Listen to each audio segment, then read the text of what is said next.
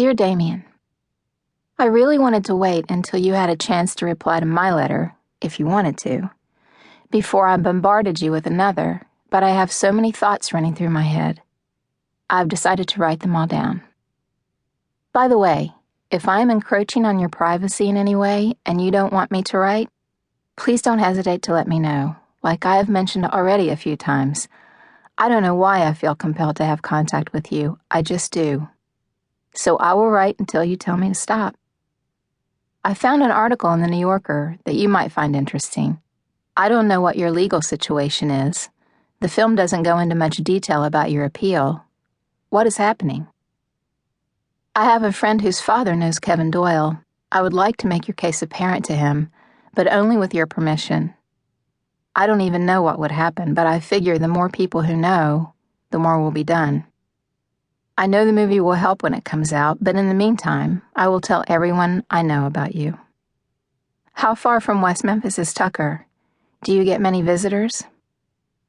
In the movie, your family and girlfriend, wife? That wasn't clear.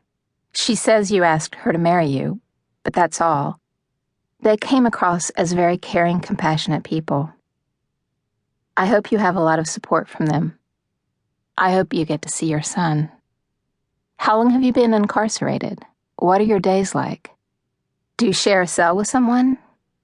Please excuse my ignorance. I just want a semblance of what your life is presently. I hope it doesn't freak you out to have someone that you don't even know mooning over you so much. It kind of freaks me out that this is happening to me. I cry about it a lot. I'm fortunate enough to have a job that allows me to listen to music and draw all day, but since I have become acquainted with you, it's difficult. Because I think about your situation all the time. I'm trying to figure out a positive way to deal with it. If I don't, well, I already have, right? I honestly believe that undying hope can do wonders in this world. Damien, I can't say that I believe in God, but something has brought you into my life, and as daunting as it is to me sometimes, I know it's a good thing. I hope with all my heart you are okay. I'm sending you a photograph of the place Father Damien had his colony on the island of Molokai. Isn't it beautiful? Such a beautiful place for such misery at one time. The original King Kong was filmed on that rock in the center of the photograph. That dark figure to the right is me.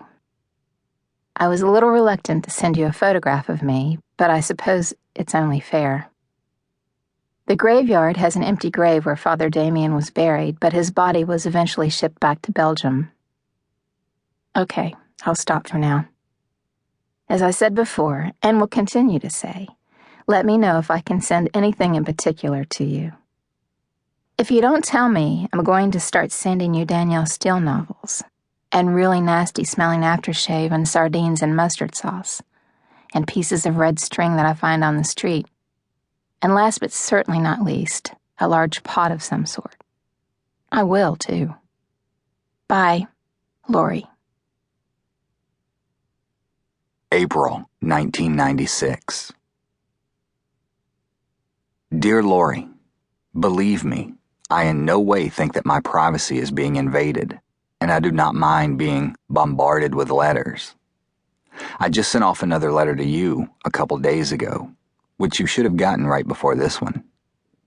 I can't remember if I enclosed those articles I was telling you about or not, so if I forgot, just remind me, and I'll get them out to you.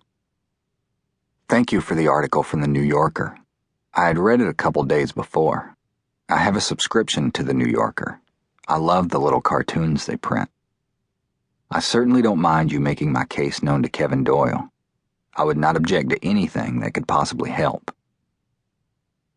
Yes, I'm sure the film will convince a lot of people in other states of my innocence. But what worries me is whether or not the people of Arkansas will pay attention. They refuse to look at the evidence, and they refuse to listen to reason. All they want is to see somebody die for those crimes, and a freak like me is just as good as anyone.